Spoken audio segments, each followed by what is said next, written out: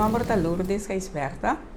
Para mim, como eu cheguei à igreja, eu estava uma pessoa muito nerviosa, eu estava depressivo, eu estava triste. Eu estava aqui falta de mim mesmo. Eu estava tendo tudo coisa para mim estar feliz. Eu estava em um trabalho, eu estava ganhando o suficiente, eu estava bom com minha família. Que mesmo não estava tendo nada que eu estava pondo, me sentindo tão triste e tão mal. Pero toch me estava assim, me estava à noite, me estava dormindo, me estava em sonho não malo, me estava lá a espantar sobre me estava pensando de como eu sonhei coisas, né? E na meu trabalho também me estava nervioso, tinha hora, que minha vida estava desastre, uma vida de depressão, de tristeza, me não estava em paz, de alegria, da llora, roupa, me mesmo não sabe aqui como eu estava llora. E estava depois hasta começo de cegueira, não? Depois me recebi uma invitação da Igreja Universal e me decidi ir para minha como primeiro cambio de minha vida.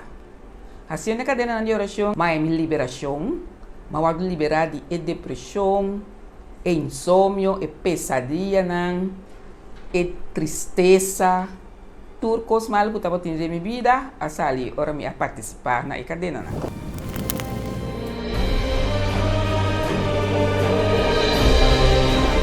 Depois de par de luna apresentar eu que era santa, me decidi eu como que participar e não para sobra me que mira mais cambio de minha vida.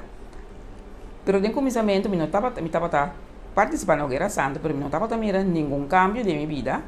Para sobra me descobri depois que não estava em realidade não estava escutando a voz de Deus, o que Deus está pedindo, pero me estava participando da minha maneira. Me estava apresentando o que a mim está pensando me tenho dona Deus. Depois me tomei a decisão como que cambia a situação que para sobrar me não mirando cambio que me cambia a situação.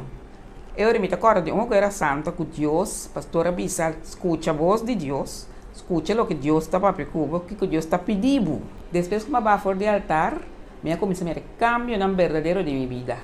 Minha vida espiritual estava uma vida mais de 2 meses. Foi o momento aí, me estava em paz, alegria, tranquilidade, tudo coisa malo da puta de minha vida, a sair de minha vida.